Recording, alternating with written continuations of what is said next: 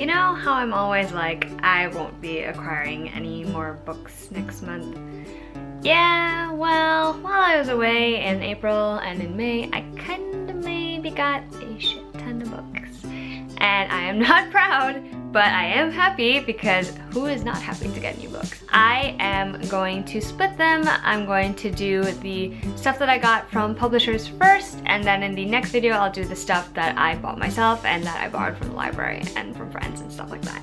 Okay, without further ado, let's get started. One of the first books that I got this month is from Random House Children's Books, and it is a totally awkward love story by Tom Ellen and Lucy Ivison. And this cover is just so cute. I basically just want to read it because of the title. It says a totally awkward love story, and if you guys know me in real life, I am actually quite awkward. So that should be fun. Sam and Lucy are both kind of looking for the one, and they actually have a chance encounter that brings them together, but they never get each other's names. And this whole cycle of them meeting and like having these random encounters ensues, and it just sounds really cute and really awkward and really fun. I can't wait to read about this totally awkward love story. See what I did there? The next book that I got is from, this is from St. Martin's Press, and it is My Mad Fat Diary, a memoir by Earl, and I've actually heard of the TV show for this book. This is basically about the author, Earl, and it's her sort of memoir about how she's dealing with her being a teen and all the stuff that's going on in her life, and that's basically all I know about it, but I am excited to read it. The next book that I got showed up in the mail unsolicited, and that is This Is My Brain on Boys by Sarah Strohmeyer. Haven't read a book from her before, and this one is published by Balter & Bray, which is Harper Collins, and I love the tagline. It says, "Love knows no logic," which is true, and I also like the illustrations of the birds. Annie Emerson is kind of, she seems very scientific based on this description, and apparently she has found the way to make someone fall in love with you, and she believes it's going to lead to her winning this prestigious award. But there are shenanigans that ensue, obviously, that are trying to get in the way of her getting this award, and so I'm just curious to see what happens when she is trying to deal with all of that. So this sounds really cute and really fun, perfect for the summer. Julia Vanishes by Katherine Egan. I also have no idea about what this one was, and I actually thought it was a thriller at first, but then I saw someone say it was a fantasy. So apparently it is about a girl named Julia, and she actually has the ability to go unseen. Not to be invisible, but like to be able to fool people's senses into thinking that she's not there. She's basically a thief, and she's basically a spy, and she earns her keep that way. And she finds that she is kind of in a set of circumstances that she could never imagine herself in. I actually am looking forward to reading this now that I know it is not a thriller. Not that I have anything against thrillers, it's just I don't read them very often, so there's that. So I guess we're gonna have to wait and see. The Gallery of Lost Species by Nina Berkhout, and I love that there is a unicorn on the cover. That is so cool. It's basically about a girl named Edith, and she's the younger sister to a brilliant, vibrant girl named Viv. What I like about this book is that it's a sister book. Again, I have a thing for sister books, and I think that's pretty much all I know about it. I hope I get to read this one soon because unicorn on the cover and sister story, I love it. The next book that I picked up from the publisher, it does not have its dust jacket because the dust jacket is with my friend because this is now her copy because I gave it to her, and it is The Crown by Kiera.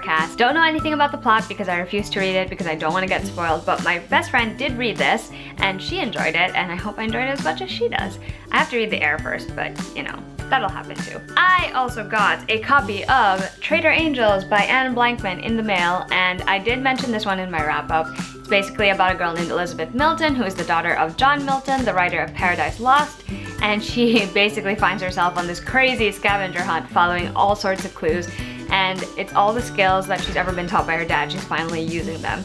And it remains to be seen whether or not the mystery that she solves is worth revealing in order to save her dad's life, or if she will do as he wants and keep that secret a secret. It's really fun, it's really fast-paced, and I enjoyed it. I just didn't connect with the characters quite as much as I wanted to. I got really spoiled by Harper Collins, who are amazing. I got this hefty pile of reads from them, and I got another copy of This Is My Brain on Boys by Sarah Strohmeyer, which I've given to my friend. The Fall of Butterflies by Andrea Portes, about a girl named Willa Parker and her mother decides to send her to a new boarding school, and at first Willa is kind of against the idea of being in the boarding school and rebels, but then she meets one of the most popular girls in school named Remy. This book follows like Remy's eventual spiral down and what Willa decides to do. The Outliers by Kimberley, McCreight, and this one definitely looks like a thriller to me. So it's about a girl named Wiley, and she hasn't heard from her friend Cassie since they fought, but Cassie kind of like, instead of telling Wiley how to help her, she kind of gives Wiley like a series of clues to follow. And that sounds really creepy and really thrilling, and I don't normally read this type of read, but I kind of now want to know what happens at the end of it. Girl Against the Universe by Paula Stokes. It's about a girl named Maguire, and she considers herself really unlucky until she meets a boy named Jordy, and he thinks that he can help her break her streak of bad luck. That just sounds like a really cute premise in general. I just want to know how it ends up and, you know, all the good stuff. So I'm gonna definitely check this one out. The Way Back to You by Michelle Andreani and Mindi Scott. I also talked about this one in my wrap up, and it's basically about a girl named Cloudy and a boy named Kyle, and they're both dealing with the loss of, well, Cloudy's best friend and his girlfriend, Ashlyn. And what they do is they end up going on a road trip to visit like the recipients of Ashlyn's organs after she died, and it helps them come to terms with their grief and the loss of Ashlyn. And I thought it was really cute. It was like a really cute contemporary read, and I kind of enjoyed how the authors tackled this whole road trip and dealing with grief, and how Kyle and Cloudy are both dealing with grief in a different way. So yeah, definitely very cute. The Last Time We Were Us by Leah Konen. Liz Grant is on the hunt for a boyfriend during the summer, and doesn't help matters when her ex-best friend Jason returns from juvie. They're kind of drawn together, I guess, because, well, they have the shared history, and I'm sure she's probably attracted to him. And of course, she doesn't want her reputation ruined, and it's all of that. It sounds like a very teen angsty novel. Ruined by Amy Tintera, and it looks like a fantasy novel because look at that cover. It is about Emelina Flores. When her kingdom is razed to the ground, she decides to go across the sea and seek revenge. She basically infiltrates the royal family and ends up spinning herself into this position where things are going to be crazy and the stakes are really high, and it sounds like your typical fantasy read, so I may have to check this one out. The last book in that stack is Queen of Hearts by Colleen Oakes, and I really think this cover is pretty, and this inside is lovely. Look at that. Princess, Warrior, Queen. Anyway, this one, if you can't already tell, is an Alice in Wonderland inspired story. Queen of Hearts by Colleen Oakes is about Dina. She is going to be the Queen of Hearts, but this is her backstory. She's basically learning more about her kingdom. She's uncovering things that she didn't know, and her whole life is thrown in turmoil when her father brings in like this new daughter that he supposedly has. And I really liked the world building in this book. I think it was so creative, and I love the twists on Wonderland that the author did. Was not very fond of the characters, however, which is why I didn't give this one a higher rating. But I do think it's worth a read, especially if you are an Alice in Wonderland fan. Two more Harper books, actually. First, it's an arc of My Lady Jane, which is by Cynthia Hand, Brody Ashton, and Jody Meadows. It is such a fun, snarky, sarcastic retelling of the story of Jane Grey, who is an actual historical figure in English history. And I like that they gave her like this alternate life and ending, and I thought it was really entertaining. It's just so funny. Like, it didn't take itself too seriously, which I loved, and I think a lot of people will really like it. So watch out for this one when it comes out on June 7th. The other arc that Harper sent me is Winning by Laura DeLoza. I like the crown on the cover. Oh, apparently the main character is named Alexandra, which I love. Alexandra is a very popular girl, and her only goal for her high school life is to be homecoming queen. And she pretty much thinks she's got the cat in the bag until there's this popular nice newcomer who comes in and threatens to overturn all her plans. So what she does is she decides to add a third competitor in the mix, and I don't know how that's gonna play out, but it does sound actually surprisingly interesting. This one was unsolicited and I didn't know it was coming. Got a surprise package from Simon & Schuster, and I'm really excited about the book that was in it, and that is The Museum of Heartbreak by Meg Leader. It's basically about a girl named Penelope. She keeps a museum of heartbreak, which is basically like stuff that reminds her of the times when she went through devastating heartbreak in her life. And I'm assuming that this is a story about her learning to deal with that heartbreak and to let go and move on with her life. But I don't know if that's true. I guess we'll find out when I read it. This one is also out on June 7th. Candlewick Press was kind enough to send me an arc of The Light Fantastic by Sarah Combs, and I just really love the look of this cover, y'all. It's basically a multi-narrative story about told from the perspective of a couple of teens, and it is set on senior skip day. I'm a fan of multi-perspective books if they're done right. I'm looking forward to reading this and I can't wait. Fun story about the next arc. So I got this package the other day at my office and I opened it and I'm like, seems like there's dirt on it. And then I was like, okay. And then on top of the box it says something like some secrets are better stay buried or something like that. And I was like, oh no, it's a box of dirt, isn't it? It's a box of dirt. And my friend's like, is it really a box of dirt? And I was like, it's probably a box of dirt. And true enough, we pull it open, it's a box of dirt.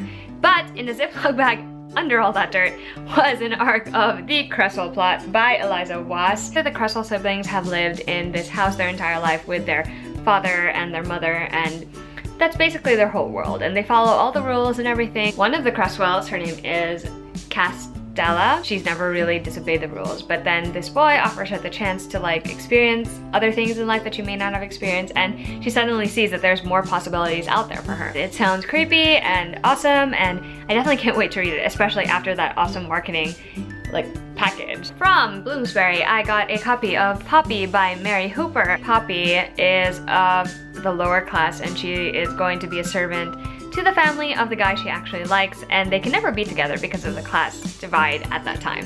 But then the war is changing everything, and with all the opportunities or the need for help and, you know, people, she volunteers to be a nurse, and that sets the trajectory of her life on a different path. And I am actually looking forward to reading this. I forgot what it was about when it came in the mail, but now that I have reread the summary, can't wait. The author of the next book was kind enough to send me an art copy, and it is Tone Deaf by Olivia Rivers, and it's basically about a girl named Allie. She was a child music prodigy, but when she was diagnosed with a brain tumor, she actually lost her hearing. And she basically accidentally wins a backstage tour with a band called Tone Deaf, and that is when her life changes forever because she kind of meets all the members of the band, and she meets the main guy in the band actually, and he's kind of a jerk. But he offers, like when he realizes that she's going through a lot of stuff, he kind of offers to help her escape for a little while, and so she sets off on this adventure with him and the other members of the band. And I'm a sucker for band books, guys. I don't know, I think it's just because I love bands and I love music that way, so we shall see how I feel about this. This book came unsolicited, but I am very excited to read it, and it is Vasa in the Night by Sarah Porter, and apparently it's a fairy tale retelling, which I did not know. It's inspired by Vasilisa the Beautiful. I feel like it's gonna be filled with magic, it's gonna be interesting, and I love that it's set in New York. From Macmillan, I got this lovely stack of arcs.